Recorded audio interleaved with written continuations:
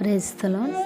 ఈరోజు దేవుని వాగ్దానం, నీవు ఆయనకు ప్రార్థన చేయగా ఆయన నీ మనవిని ఆలకించును. యోబు గ్రంథం 22వ అధ్యాయం 27వ వచనం. పరిశుద్ధ గ్రంథమైన బైబిల్లో హన్నా అనే ఒక స్త్రీకి పెళ్ళై చాలా సంవత్సరాలు అయ్యింది. అయినప్పటికీ ఆమెకు పిల్లలు పుట్టలేదు. అందుచేత బాధ, కన్నీళ్ళు, వేదన, దుఃఖము, నిట్టూర్పు, ఆదరణ లేక ఎవరికీ చెప్పుకోలేని బాధ గుండెల్లో దాచుకొని కుమిలి కుమిలి ఏడుస్తూ ఉండేది. ఒకరోజు ఆమె దేవుని సన్నిధికి వెళ్ళి ఆమె బాధ అంతా యేసయ్యకు చెప్పుకొనెను.